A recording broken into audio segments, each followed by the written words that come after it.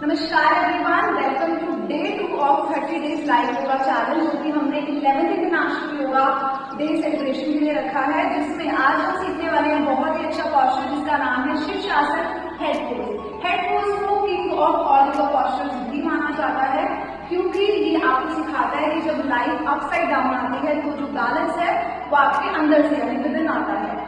तो जो पॉस्चर है वो आप एक दिन में नहीं सीख पाएंगे, बट हाँ इस वीडियो को देख के आप प्रोसेस को जान पाएंगे कि किन किन बिगिनर ड्रिल्स को आप प्रैक्टिस कर सकते हैं अगर आप शीर्षासन यानी हेड पोज की जर्नी में आगे बढ़ना चाहते हैं। तो सबसे पहले हम शुरू करेंगे आर्म्स और शोल्डर की स्ट्रेंथनिंग के साथ, जिसके लिए आपको कुछ पोजेस को प्रैक्टिस करना है, जिसमें है downward facing dog, dolphin pose and plant pose. तो शुरू करते हैं। तो डाउनवर्ड फेसिंग डॉग पोज को प्रैक्टिस करने के लिए आपने इस पोजीशन में आ जाना है, it is called table pose, और टेबल पोज से टोज को टच करते हुए आपने इस तरीके से डाउनवर्ड फेसिंग डॉग बनाना है। कोशिश करना है फाइनल पोजीशन में आपके जो कंधे हैं वो अच्छे से खींचे हुए हों और आपको अपने हैमस्ट्रिंग्स एंड काफ मसल्स भी अच्छा स्ट्रेच आ रहा होगा। आपने अपने शोल्डर्स में से ढीला नहीं छोड़ना है। जैसे कई बिगिनर प्रैक्टिशनर्स क्या करते हैं कि वेट को पूरा हाथों की तरफ शिफ्ट कर देते हैं। आपने कोशिश करना है कंधों से पूरी ताकत लगाते हुए आपने उनको स्ट्रेच करके रखना है एज वेल एज उनकी स्ट्रेंथ करनी है। फिर इसी पोज में आपने क्या करना है, अपने दोनों फोर आर्म्स और एल्बोज को ड्रॉप करना। चाहे तो फिंगर्स को भी लॉक कर सकते हैं, टोज को टच करना है और इस तरीके से डॉल्फिन पोज में आप स्ट्रेच कर सकते हैं। और उसके बाद आप प्रैक्टिस कर सकते हैं प्लांट पोज यानी संतुलन आसन, जिसको दंडासन फिर आसन हम जानते हैं। तो ये पोज भी आपके शोल्डर स्ट्रेंथनिंग और कोर स्ट्रेंथनिंग को बढ़ाता है।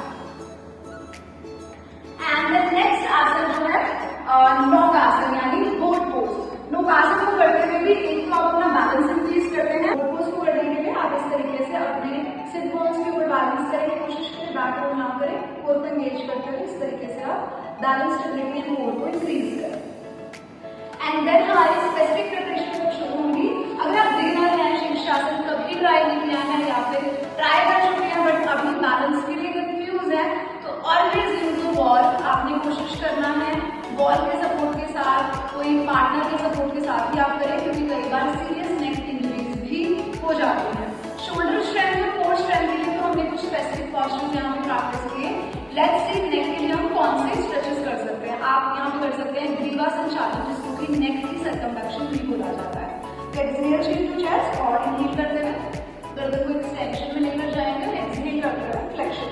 ऐसे ही दूसरी साइड से आपने इसको कम से कम 4 से 5 बार दोनों साइड से कर लेना है। और साथ ही साथ आप स्कंद चक्रा भी कर सकते हैं, जिसको हम शोल्डर रोटेशन बोलते हैं। That's it. इसको करने के बाद you are prepare to do shirshasana now. तो शीर्षासन को करने के लिए अगर आप बॉल के सपोर्ट के साथ कर रहे हैं तो बॉल से आपने एटलीस्ट 1 फीट का डिस्टेंस लेना है। 1 फीट का डिस्टेंस लेते हुए सबसे पहले आपने अपने हाथों से बॉल क्रिएट करनी है, यानी आपने अपने फोरआर्म को इस तरीके से ड्रॉप करना है एंड देन अपने हाथों से इस तरीके से बॉल करना है लाइक दिस। आप चाहें तो इंटरलॉक भी कर सकते हैं, क्योंकि अभी आप बॉल के सपोर्ट से कर रहे हैं। जब आप ऑन द मैट होते हैं तो कोशिश हम करते हैं कि हम बॉल नहीं बनाएं, ताकि जब हम फॉल हम रोल हो तो हमारे फिंगर्स के ऊपर वेट ना आए, फिंगर्स की जो बोन्स है उनमें इंजरीज ना जाए। उसके बाद आपने कौन सा हिस्सा ड्रॉप करना है हेड का, just between your forehead and crown part, उसके बीच का आपने हिस्सा ड्रॉप करते हुए नियर अबाउट क्राउन पार्ट इस तरीके से ड्रॉप करना और कोशिश करना है टोज को टच करना। प्रिपरेशन में मैंने आपको बताया था माउंटेन पोज, तो हमने एक तरह से माउंटेन पोज ही बनाना है ऑन द टोज, बट यहाँ पे अभी हमारी बॉडी जो है ठीक करने के लिए या फिर लेग ऊपर हमारे लिए रेडी नहीं है, क्योंकि हमारे जो हिप बैक एंड हेड है वो वन लाइन में नहीं है। तो यहाँ पर आपने माउंटेन पोज में तब तक वॉक करना होता है जब तक आपकी जो हेड बैक और हिप की अलाइनमेंट है वो एक लाइन में आ जाए, जैसे कि अभी आप देख पा रहे हैं। अब यहाँ से आपने क्या करना है, क्योंकि बॉल के अगेंस्ट कर रहे हैं तो यहाँ पर जो किक एंड थ्रो टेक्निक है वो आपकी काम में आएगी। तो आपने अपने एक नी को बेंड करना है। कोशिश करते हैं हम जब भी जंप या किक करते हैं तो हम अपने एक घुटने को बेंड रखते हैं ताकि जंप ना आए और अच्छा कंट्रोल। तो आपने नी को बेंड किया और दूसरे लेग को थ्रो किया इस तरीके से। अब जैसे मेरा कंट्रोल है तो एक ही बार में थ्रो हो गया। कोशिश आपने करते रहना, हो सकता है आपका 1, 2 या 3 बार में थ्रो जाए। और अगर आप कंप्लीटली बिगिनर है तो हो सकता है कि थ्रो करते हुए ही आपका हिप इस तरीके से बॉल के पास इस तरीके से लग जाए। तो आपने कोशिश करना है हिप लगते ही तुरंत आपने हिप को ऑफ द बॉल कर देना और यहाँ पर बैलेंस करना है। फिर धीरे धीरे यहाँ से आप दोनों नीज को बेंड कर सकते हैं, कोर को और अच्छे से एंगेज कर सकते हैं, अपने जो फोर आर्म्स हैं उनको टाइट रखते हुए एक लेग को हटाने की यहाँ पर प्रैक्टिस करेंगे। तो जब आपको लगे मेरा अच्छा बैलेंस और स्टेबिलिटी है, आप दूसरे लेग को ले आए और इस तरीके से आप प्रैक्टिस कर सकते हैं। जब भी आपको लगे आपका बैलेंस ऑफ हो रहा है तो आप इस तरीके से बॉल का सपोर्ट ले सकते हैं। आने के लिए भी आप हल्का सा नीज को बेंड करें, अपने एक लेग को ड्रॉ पे लैंड करें और फिर लैंड करने के बाद जरूर से चाइल्ड पोज में रिलैक्स करें। इसका रीजन है कि जब आप हेड पोज करते हैं तो ब्लड का जो सर्कुलेशन है सिर की तरफ काफी ज्यादा बढ़ जाता है। तो कोशिश करें जब भी नीचे लैंड करें पूरी देर चाइल्ड पोज में जरूर से अभ्यास करें। अब आते हैं कि जिनका बॉल से तो बड़ा अच्छा अभ्यास है उनको ये नहीं समझ आ रहा ऑन द मैट कैसे करना है। अब अपने ऑन द मैट करना है तो आपको एक डर निकालना पड़ेगा आपके गिरने का। फॉर एग्जाम्पल आपने इस तरीके से थ्रो किया बट आपका बैलेंस नहीं बना और आप ऐसे गिर, तो आपने कोशिश करना है इस तरीके से रोल करना है रेडर देन के अपने पैरों के ऊपर लैंड करें, उससे आपकी पीठ पे जल लग सकता है। फिर धीरे धीरे जब आपको रोल करना आ जाएगा तो एक तरह से आपका डर निकल जाएगा गिरने का।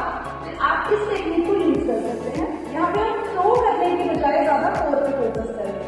माउंटेन में इस तरीके से मैंने इसको किया, एक में बैठ किया, दूसरा यहाँ पे बैलेंस किया, अपने इसको सीधा किया, एक लेग स्ट्रेट, दूसरा लेग स्ट्रेट, यहाँ पे सीधे बैलेंस। और अगर आपका बैलेंस बिगड़ता भी है तो आपने कोशिश करते हुए रोल करना है।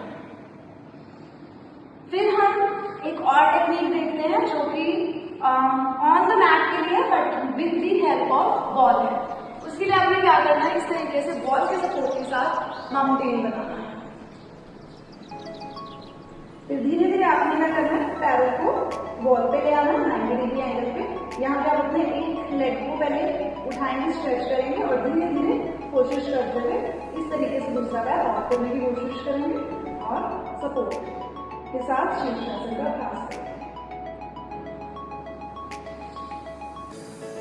तो जैसे आपने ये सारी टेक्निक्स देखी, इसके अलावा भी नंबर ऑफ टेक्निक्स हैं जैसे कि हम योगा ब्लॉक्स की हेल्प से, वील की हेल्प से, चेयर की हेल्प से और पार्टनर की हेल्प से भी सीखते हैं। बट शुरुआत में अगर आप शीर्षासन का अभ्यास करना चाहते हैं तो ये टेक्निक्स आपके लिए काफी हेल्पफुल रहेगी।